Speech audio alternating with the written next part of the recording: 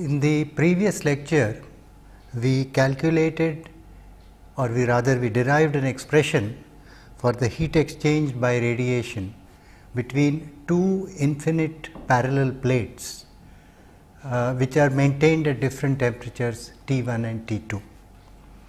We got an expression for the heat exchange rate, and today we want to do a similar derivation, but we would like to calculate the heat exchanged by radiation now in the annular space between two infinitely long concentric tubes. So, once again it is a two surface enclosure. The outer surface of the inner tube is one surface, the inner surface of the outer tube is the other surface. These two surfaces make up a two surface enclosure. Looking at the sketch, the outer surface of the inner tube is this one here, and it is maintained at a temperature T1. It is maintained at a temperature T1. The inner surface of the outer tube is this surface, and it is maintained at a temperature T2. The outer surface of the inner tube has a radius r1, and the inner surface of the outer tube has a radius r2, and the space, the annular space, is the radial distance between r2 and r1. That is the annular space in which the heat exchange by radiation takes place. Let us assume, as in the previous case, that the surfaces are diffuse gray. Let us assume that the surfaces are diffuse gray and that the emissivities are epsilon 1 and epsilon 2, as in the previous case. And since Kirchhoff's law will hold true, it follows that the absorptivities are also epsilon 1 and epsilon 2. Also, we will assume that the surfaces are opaque, therefore, the reflectivities are 1 minus epsilon 1 and 1 minus epsilon 2 respectively. All right. As in the previous case, we will make the same assumption. So, the only difference really is that we have a situation now in which we have changed the geometry of the situation now. That is the only change really that we have got. So, with this geometry, we would like to know what is Q1 and what is Q2. Q1 is the rate at which heat is supplied, let us say per unit length, supplied per unit length from the surface 1 or per meter length. Q2, the rate at which heat is supplied per meter length at the surface 2. If T1 is, let us say, greater than T2, it follows that Q1 will be a positive number, Q2 will be a negative number, and Q1 will be equal to minus Q2 as in the previous case. If T1 is less than T2, the situation will be reversed. Now, again we are going to consider radiation emitted by one surface and which goes back and forth in the annular space and is successively absorbed and reflected at the surface which it encounters. That is how we are going to proceed. Once we get terms for these quantities, we will, like in the previous case, generate a geometric progression and sum it up. So, let us proceed. Let me draw a sketch of the two tubes and the annular space in an end elevation, so that I can show the rays going back and forth. Let us say that this is, the radius r1 and this is the radius r2.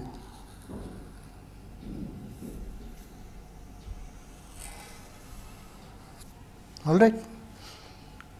And this is the annular space in which the heat exchange by radiation is taking place between the surface 1 and the surface 2.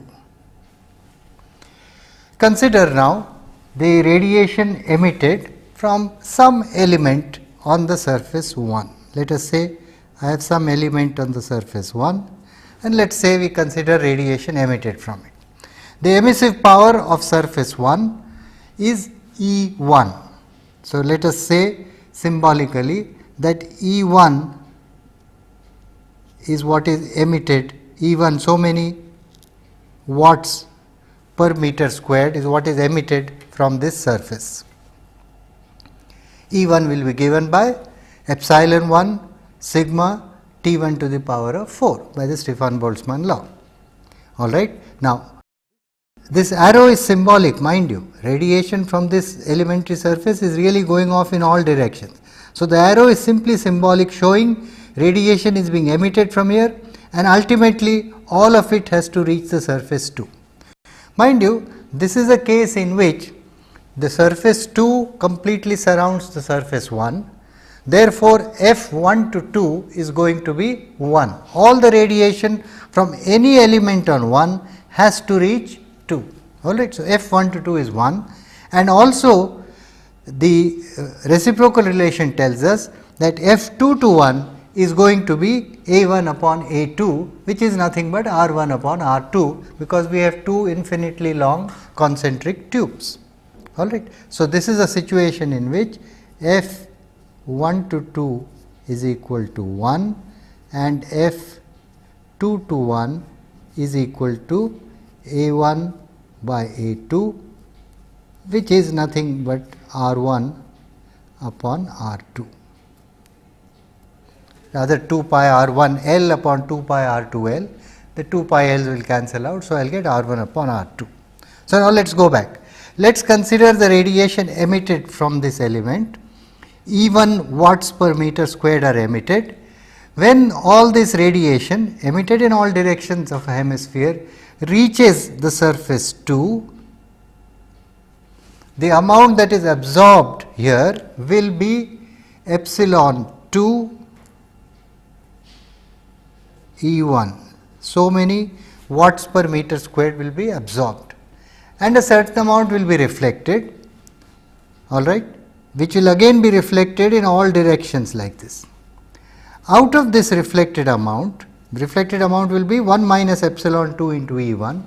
Out of this reflected amount, a certain amount will go back to the surface 1 and a certain amount will go back straight to the surface 2, because the F2 to 1 is A1 upon A2.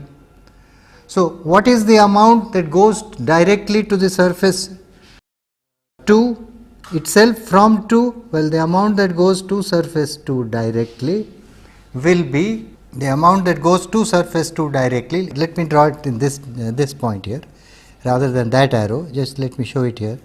The amount that goes to surface 2 directly will be 1 minus, this quantity is going to be 1 minus A1 upon A2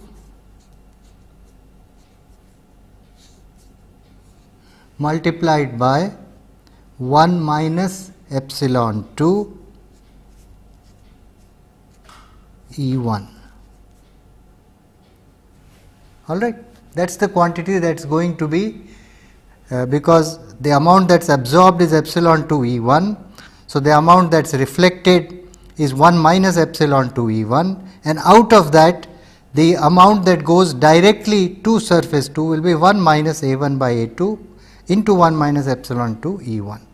The rest goes back to surface 1. What is the quantity going to surface 1? Well, let me show it by an arrow. The quantity that is going to surface 1 is the difference. So, that is going to be, let me show that here. The quantity going to the surface 1 itself will be A1 upon A2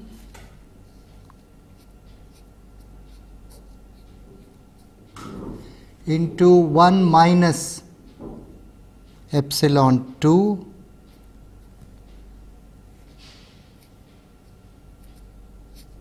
into E1.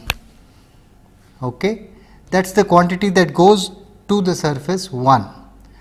Out of that, the quantity that is going to be absorbed in the surface 1 will be, the quantity that is absorbed in the surface 1 will be that multiplied by epsilon 1, and the quantity that is reflected back to surface 2 will be the difference. So, it will be 1 minus epsilon 1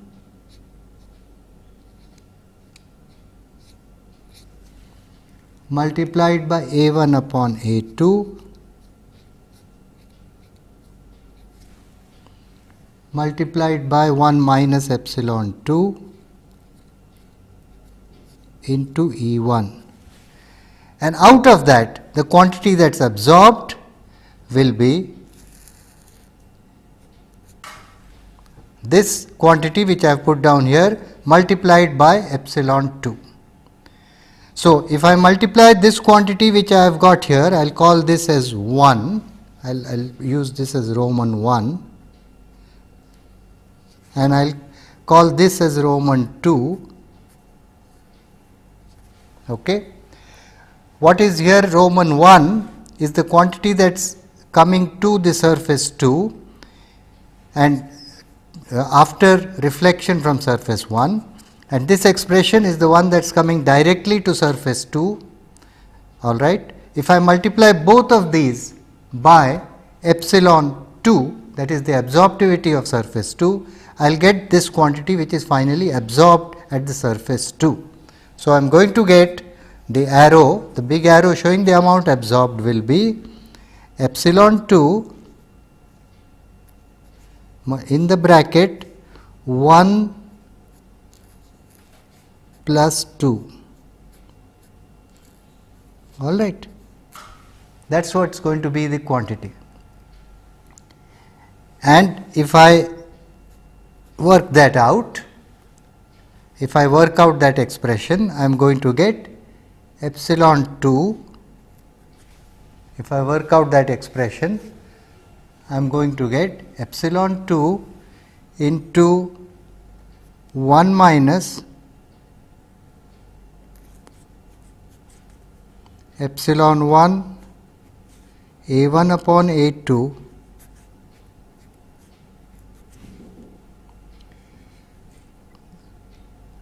multiplied by 1 minus epsilon 2 multiplied by E1. Let me just check again, 1 minus epsilon 2 E1, that is here, and if I multiply this, I will get 1 minus epsilon 1 epsilon 2.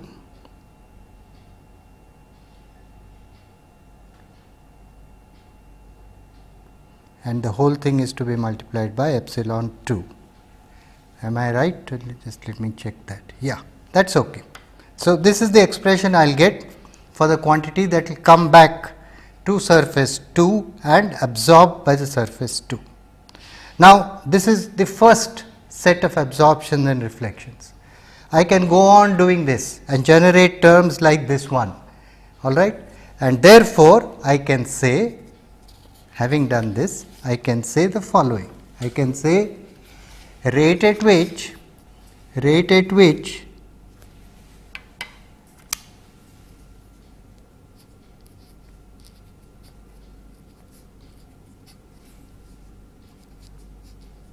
radiation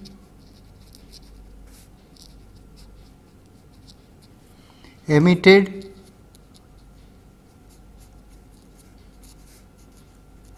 by inner tube 1 and absorbed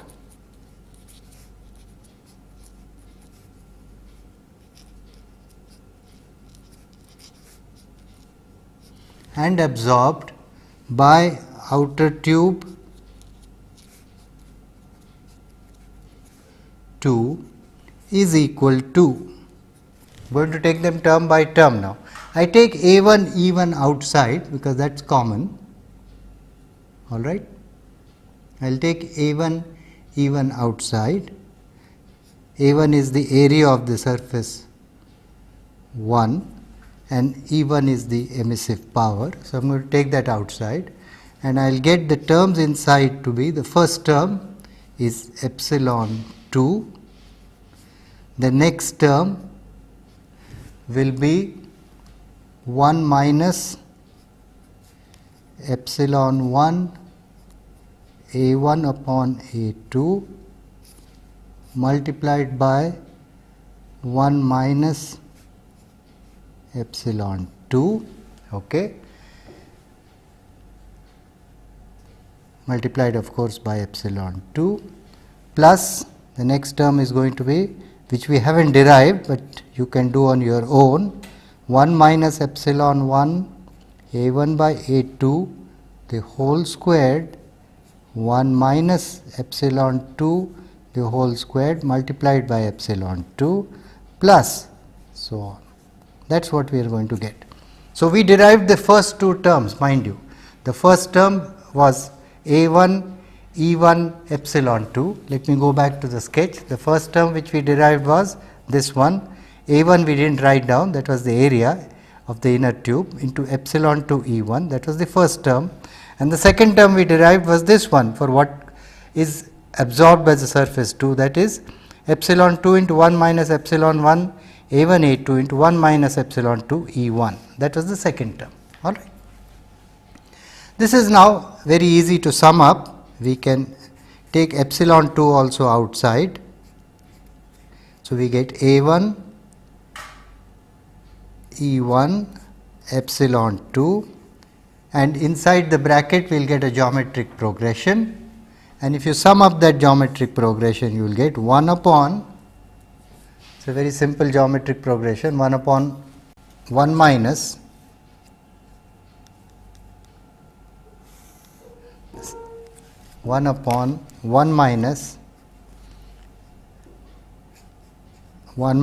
epsilon 1 A1 by A2 into 1 minus epsilon 2.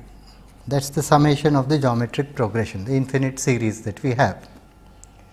And if we clean up this expression a little, we will get, this is further equal to A1 E1 epsilon 2 divided by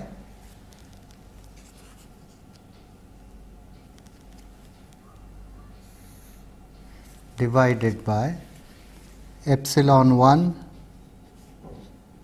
A1 by A2 plus epsilon 2 minus epsilon 1 epsilon 2 A1 over A2. That is what we will get. Okay. This you can do on your own, the summing up of the geometric progression. So, that is the expression we will get. This is the rate at which radiation emitted by the inner tube is absorbed by the outer tube.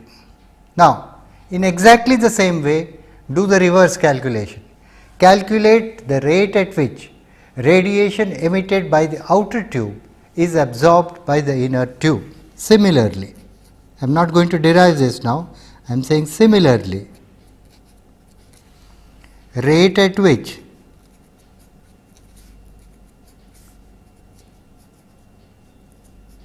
radiation emitted by the outer tube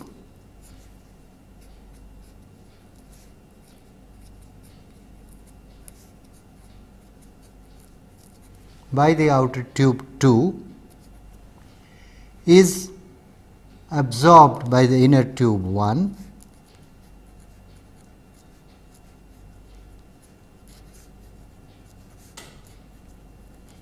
by the inner tube 1 equals, now this derivation I am not doing, it will come out to be A1 epsilon 1 E2 divided by, if one does the derivation, you will get the following, and I would like you to do this on your own as an exercise, multiplied by epsilon 1 A1 over A2 plus epsilon 2 minus epsilon 1 epsilon 2 A1 over A2. All right, that is what you will get. Therefore, now the Q1 to 2, that is the heat exchange between the two surfaces 1 and 2, the net heat exchange between the two surfaces 1 and 2 is given by, therefore, Q1 to 2 is equal to A1, the difference of the two. So, we will say A1 into bracket epsilon 2 E1 minus epsilon 1 E2, the difference of the two terms, divided by epsilon 1 A1 upon A2 plus epsilon 2 minus epsilon 1 epsilon 2 A1 upon A2. That is the net heat exchanged rate between the two surfaces. All right. We are proceeding really exactly in the same way that we did for infinite parallel plates, with the difference that the shape factor in one direction is 1, F1 to 2 is 1, F2 to 1 is A1 upon A2. That is the only difference that we have in this case. Therefore, further, if I now write for E1, I write epsilon 1 sigma into T1 to the power of 4, and for E2 I write epsilon 2 sigma into T2 to the power of 4, then I will get Q1 to 2 is equal to sigma A1 T1 to the power 4 minus T2 to the power 4 divided by 1 by epsilon 1 plus A1 by A2 plus A1 upon A2 into 1 upon epsilon 2 minus 1. Now, only two surfaces are involved, it is only a two surface enclosure. So, obviously, Q1 2 is also Q1 and it is also minus Q2. All right, we have argued this before. So, it is the same argument again. If two surfaces are involved, the heat exchange rate between the two surfaces is also the rate at which heat is supplied as each of those surfaces. So, Q1 2 is equal to Q1 is equal to minus Q2. Therefore, Q1 and Q2, Q1 equal to minus Q2 is nothing but the expression which we have, that is namely sigma into A1 T1 to the power 4 minus T2 to the power 4 divided by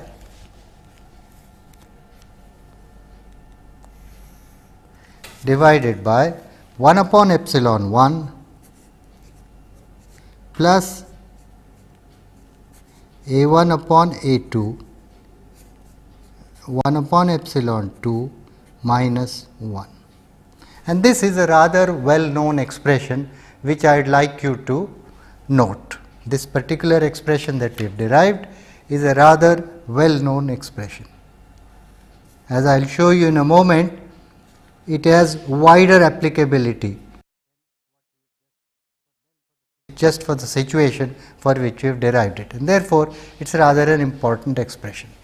Q1 equal to minus Q2 is equal to sigma A1 to T1 to the power 4 minus T2 to the power 4, the whole thing divided by 1 by epsilon 1 plus A1 upon A2 into 1 by epsilon 2 minus 1. Okay. Now, let us consider a different situation. Let us say, considering the annular space between two tubes, two long tubes, concentric tubes, let us say we consider the annular space between two concentric spheres, radius, the inner sphere being of radius R1 and the outer sphere being of radius R2. All right. Let us consider that situation. We have two concentric spheres and the inner sphere of surface 1 is at a temperature T1, the outer sphere, the hollow space of the outer sphere is at a temperature T2, the hollow surface I mean, and the heat exchange by radiation is taking place in the annular space between the two spheres. We want to find out the rate of that heat exchange. In this case, in the case of the two spheres, you will agree with me, f 1 to 2 is again 1, all right. F 1 to 2 is 1 and f 2 to 1 is a 1 upon a 2, where a 1 upon a 2 is nothing but r 1 squared upon r 2 squared. In the previous case, in the cylinder's case, a 1 upon a 2 was r 1 upon r 2, now a 1 upon a 2 will be r 1 squared by r 2 squared, all right. Now, if I proceed to derive an expression for the heat exchange by between the two surfaces and derive an expression for q 1 or q 2, you will agree with me that since f 1 to 2 is 1 and f 2 to 1 is a 1 upon a 2, I am going to get exactly the same expression that we derived earlier.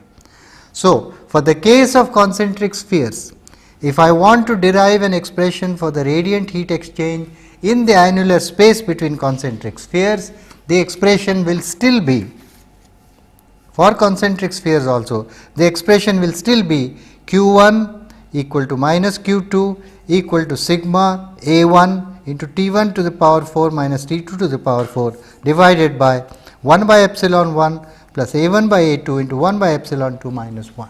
So, this expression is also valid for calculating the radiant heat exchange in the annular space between two concentric spheres 1 and 2.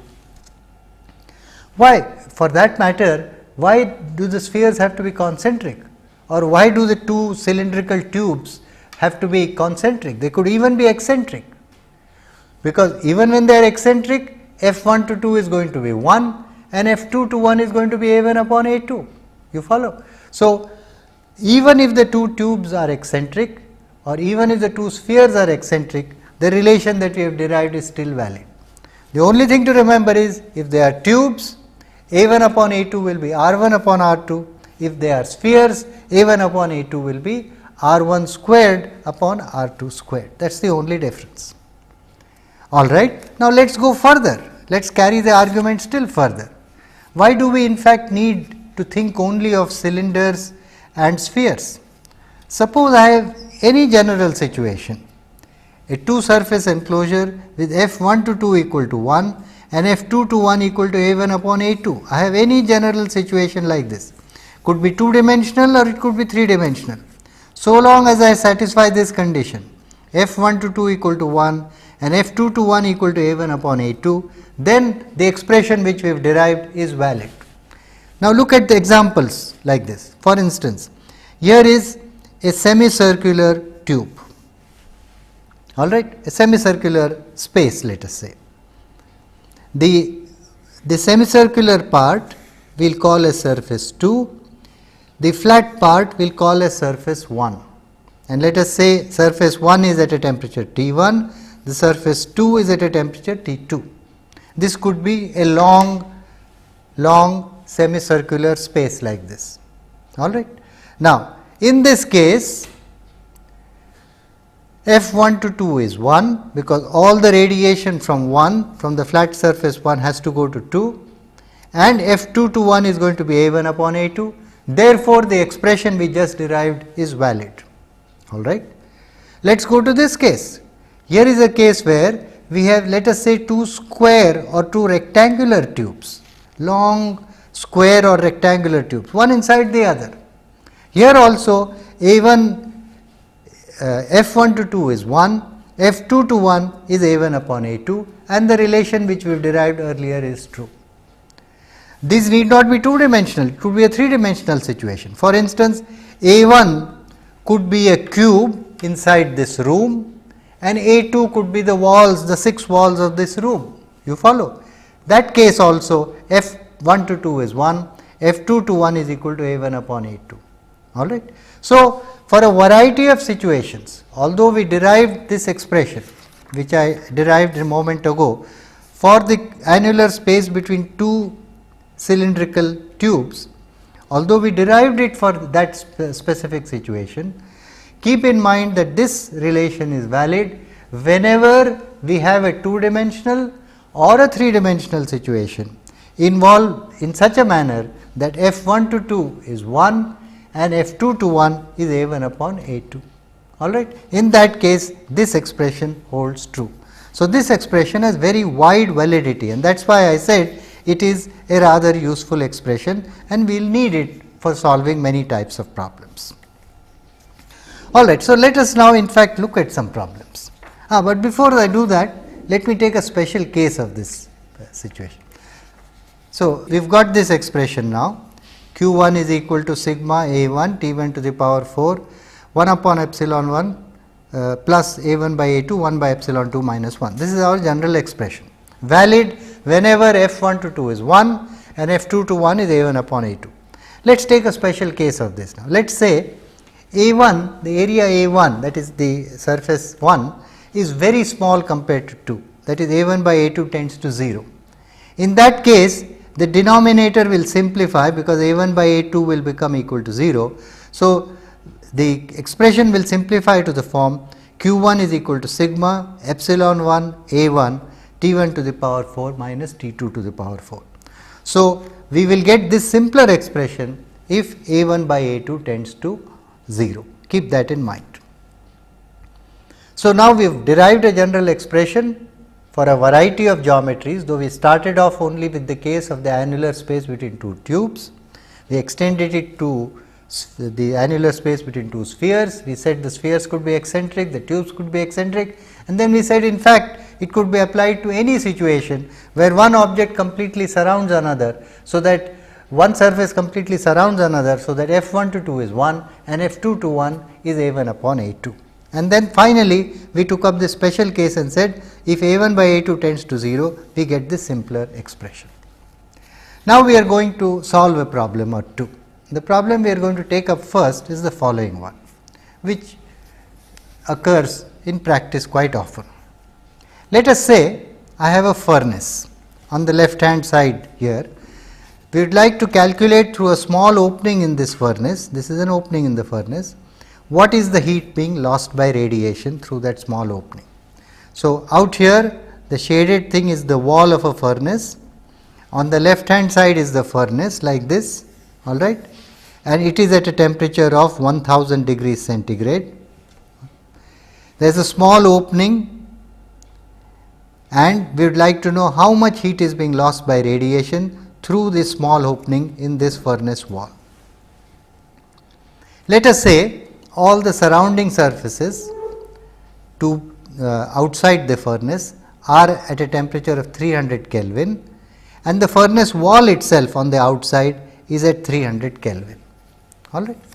Let us say that the furnace wall is at 300 Kelvin here, and of course, all the surroundings are at 300 Kelvin. And this is my opening through which radiation is being, heat is being lost by radiation. I would like to know how much is being lost, because inside here the temperature is 1273 Kelvin, that is 1000 degrees centigrade. So, furnace inside here at 1000 degrees centigrade. So, how much energy, radiant energy is being lost through this opening? Now, we are going to solve the problem as follows. We are going to idealize the situation by making a two surface enclosure. So, we are going to say close this opening with this dotted line that I am showing here, close this opening with this dotted line which I am showing here, all right, and close this opening with some imaginary surface, and let us call that as surface 1, all right. And let us say all the others, that is the outside of the furnace wall, that is here, and the surroundings, everything else is at 300 Kelvin. So, let us call that as surface 2.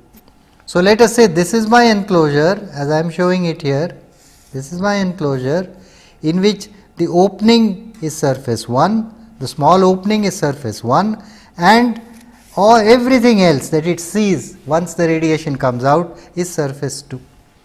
So, obviously, this is a situation in which A1 upon A2 is going to be tending to 0. It is a situation in which F1 to 2 is going to be 1. It is a situation in which F2 to 1 is going to be A1 upon A2. Therefore, for this particular problem, for this particular problem, which we have idealized as follows. For this problem, we can say Q1 is equal to the expression which I just showed you a moment ago, sigma A1 epsilon 1 T1 to the power 4 minus T2 to the power 4. That is the rate at which heat must be supplied at the surface 1. If surface 1 is to be at 1000 degree centigrade, that is 1273 Kelvin, and surface 2 is to be at 300 Kelvin. All right. So, that is equal to 5.670 into 10 to the minus 8, that is the Stefan-Boltzmann constant, multiplied by the opening. We are told to take the opening to be 2 centimeters in diameter. I will put that down. Opening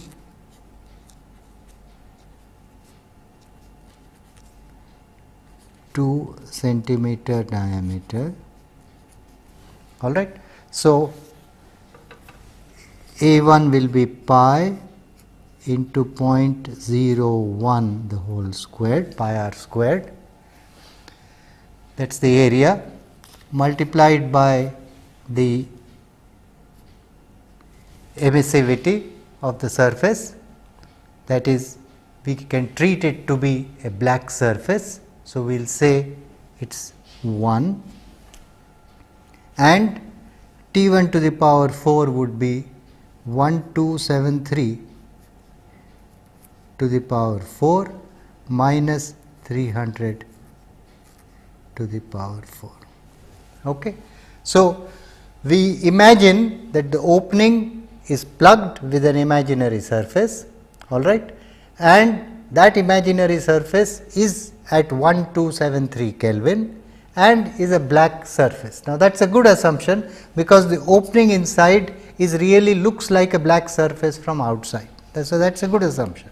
So, we get 1273 to the power 4 minus 300 to the power 4, and that comes out to be equal to 46.6 watts. So, in this case, this is the rate at which heat is being lost by radiation from this opening in a furnace wall. All right. Now, let us do one more problem. The problem we want to do next is the following. Now, I am going to read it out slowly so that you can take it down. The problem is the following. A thin metal spherical container of diameter 32 centimeters is filled completely with liquid nitrogen. I repeat, a thin metal spherical container diameter 32 centimeters is filled completely with liquid nitrogen. Full stop. The container is surrounded by a thin metal concentric spherical shell of diameter 36 centimeters, and the space between the two spheres is evacuated.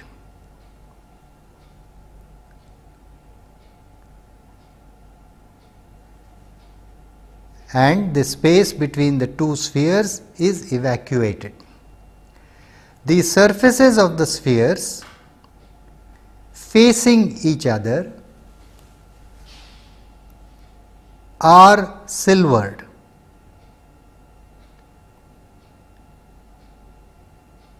And have an emissivity of 0.02. I repeat, the surfaces of the spheres facing each other are silvered and have epsilon of 0.02. taking the latent heat of vaporization,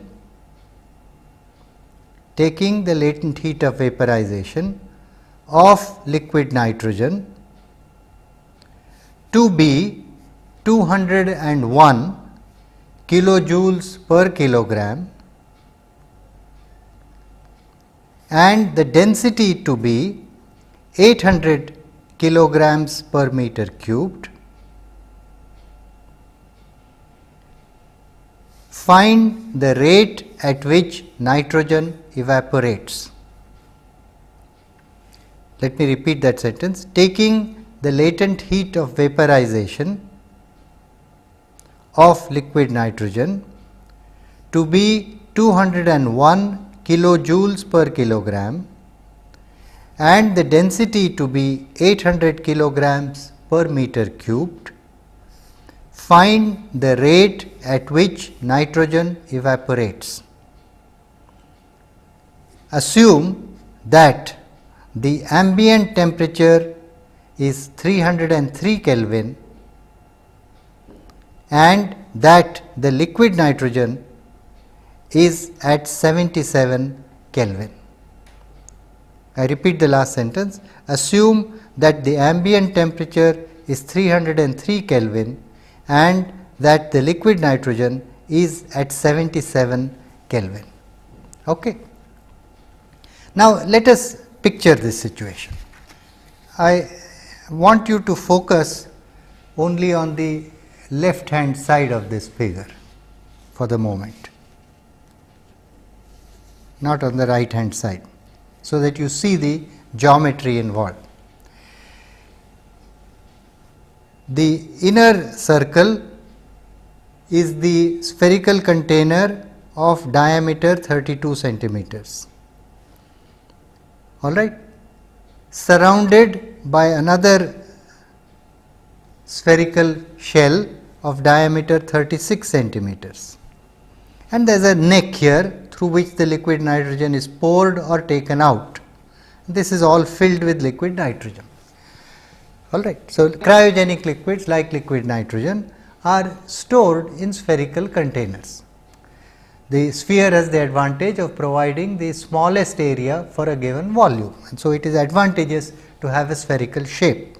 You want to, after all, reduce the amount of heat flowing in, which will make the liquid nitrogen evaporate. You are told the ambient air is at 303 and the liquid nitrogen inside is at 77 K. All right. Now, let me, the rectangle that is drawn here, it is expanded and let us magnified, and let us look at the magnified view here, so that you see the whole picture now.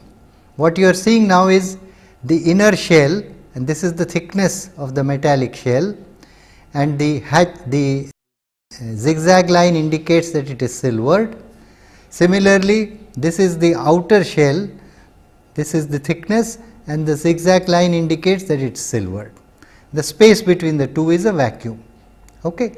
So, this is the inner shell, this is the outer shell, the space between the two is a vacuum, and the two surfaces facing each other are silvered and have an emissivity of 0.02. Okay. Now, when heat flows, it will flow from outside to inside. Obviously, the outside temperature is 303 Kelvin, the inside temperature is 77 Kelvin. So, heat is going to flow from outside to inside. Okay. Now, when it flows, I think it is obvious to you that it will encounter a large number of thermal resistances. And what are these? There are 5 thermal resistances in the path of the heat flow from outside to inside. What are they? There are 5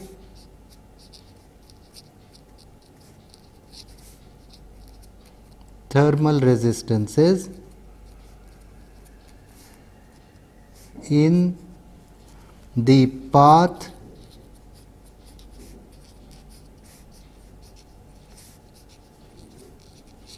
of the heat flow from outside to inside. What are these? Number 1, convective resistance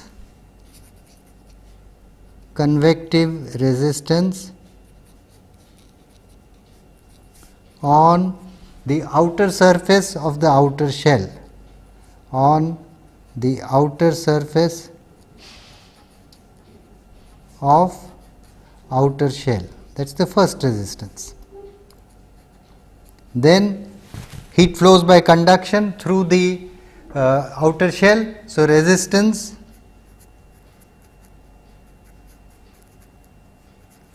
to heat flow by conduction through outer shell.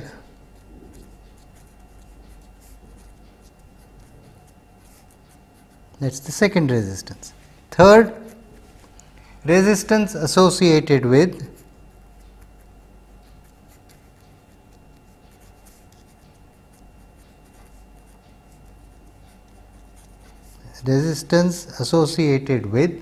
radiant heat flux, radiant heat flow the radiant heat flow across the annulus, across the vacuum annulus. That is the third resistance.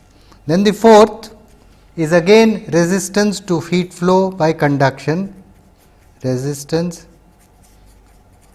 to heat flow by conduction through inner shell. And the last resistance will be the convective resistance,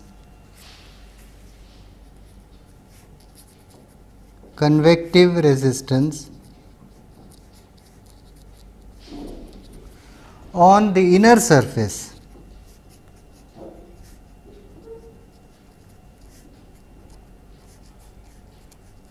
of the inner shell. All right, these are the 5 thermal resistances. Now, out of these, the dominant resistance in this case is going to be the resistance associated with radiant flow across the annulus, number 3. That is going to be the dominant resistance. That is the purpose of having that vessel in which you are storing the liquid nitrogen. You have a vacuum between in the annular space, you silver those surfaces. So, you try to reduce the radiant heat flow rate, that is your dominant resistance. Therefore, what we are going to do is, we are going to say this is so dominant a resistance that the other resistances are insignificant. So, although I have a situation like this, all right, across the annular space, starting from the outside, a resistance here, a resistance by conduction here, then the radiant heat flow dominant resistance, then a resistance by conduction here, then a convective resistance. I say the dominant resistance is in this vacuum, and therefore, I can assume that the temperature, if it is the dominant resistance, I can take this temperature to be 303 and this other temperature at the inner surface to be 77 Kelvin. All right, I will say since it is the dominant resistance, all the temperature drop really takes place across this dominant resistance, and therefore, take the temperature of the outer surface of the inner shell to be 77 and the temperature of the inner surface of the outer shell to be 303. If I do that, then it is just a substitution into the expression we have derived. We will get Q1 is equal to, now I am substituting sigma A1 T1 to the power 4 minus T2 to the power 4, the whole thing divided by 1 by epsilon 1 plus A1 upon A2, 1 by epsilon 2 minus 1. Just substitute into this expression now. All the data is given. So, if you substitute, you will get 5.67. Let me just show that now. substituting, you will get 5.67 into 10 to the minus 8 to 4 pi into 0.16 squared, that is A1, 77 to the power 4 minus 303 to the power 4 divided by 1 upon 0.02 plus 16 by 18 the whole square, that is A1 upon A2, 1 upon 0.02 minus 1, which is minus 1.73 watts. And if I want the evaporation rate, I find out how much evaporates during the whole day and divide by the latent heat, and I get 0.74 kilograms per day. All right. Now, I want you on your own to show that the resistances which we ignored, that is the convective resistances and the two convective resistances and the two conductive resistances, are in fact insignificant. We have studied conduction, you know the values of H that you would get in convection, you should be able to show that in fact they are insignificant and that the temperature drops across those would be insignificant compared to the temperature drop that we encounter in the annular space. Now, we have come to the end of what we wanted to do in radiation. Let me just sum up the some of the topics that we have covered in radiation.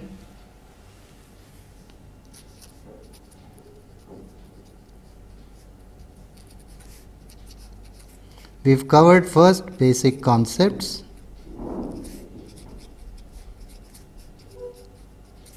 then we have covered emission characteristics of surfaces,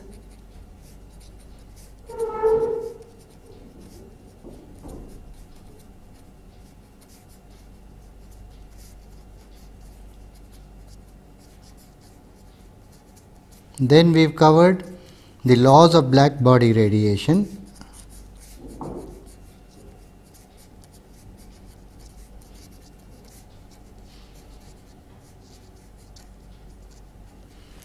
then we have talked about radiation incident on a surface, what happens to it, it is absorbed, it is reflected, etc., and defined terms like absorptivity, reflectivity, etc.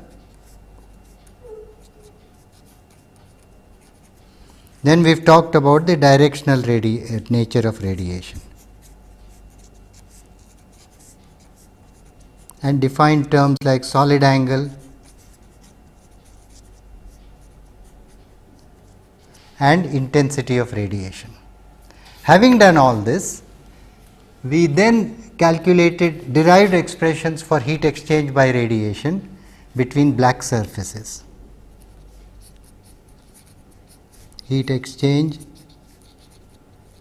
by radiation between black surfaces.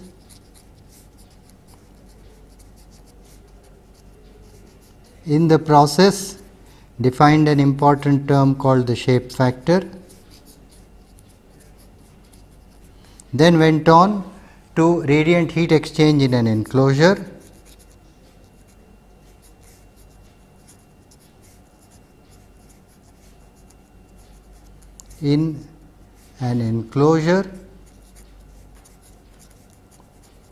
with black surfaces, and finally we talked about radiant heat exchange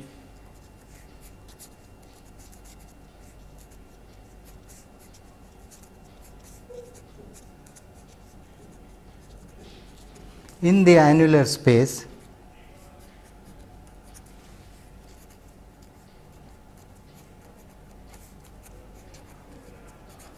between between two tubes, two spheres, etc. And we took the special case finally today of A1 upon A2. The last thing which we looked at was the special case when A1 upon A2 tends to 0. Now, we have come to the end of what we wanted to do with radiation, and we will now be turning our attention to the third mode, convection, studying first a little fluid mechanics and then studying convection.